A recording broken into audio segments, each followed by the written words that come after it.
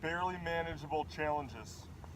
I'm reading a book about sustaining peak performance, and that's one of the big takeaways I have so far from the book, where they're basically talking about to make progress in anything, to get smarter, get faster, get fitter, get better at golf, whatever it is, you need to have enough stress level in whatever the objective is or the challenge is that it's just barely manageable. Without that barely manageable challenge, you don't get better. If the challenge is too easy, it doesn't test you enough, and when it doesn't test you enough, you don't get better, you don't improve, you don't get fitter, you don't get smarter, you don't get healthier.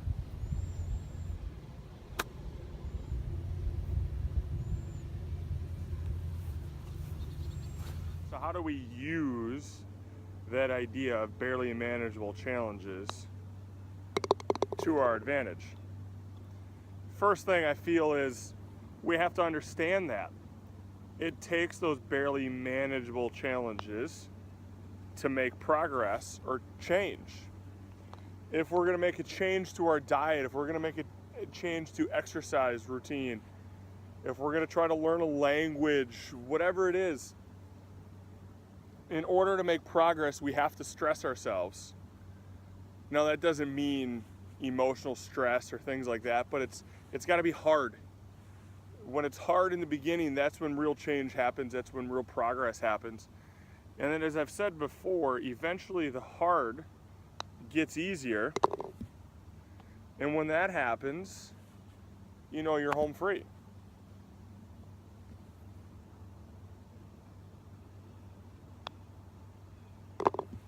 Three out of four, not bad.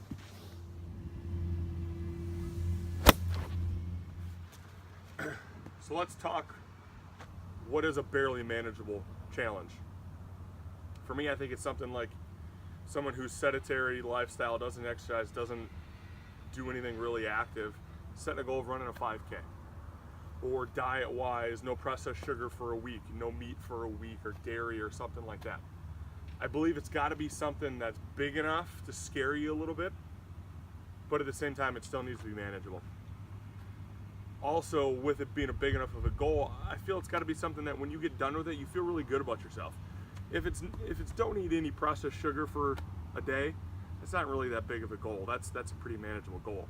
But if you're someone who eats candy and baked goods, stuff like that all the time, not eat anything like that for a week or 2 weeks, whatever it is, that's a hard goal. And when you get done with it, you're gonna feel good about yourself. I know for me, my personal one that I think back to was running the turkey trot in November of 2012. I'd never run more than a mile in my life. At the time, I couldn't run more than a quarter mile without having to go take a nap.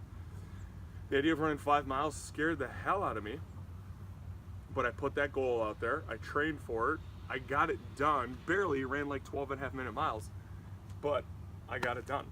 So it's got to be big enough to scare you.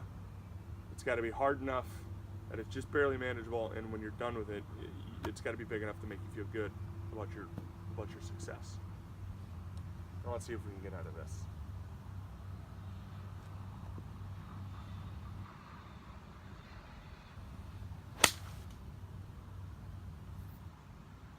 We'll find out.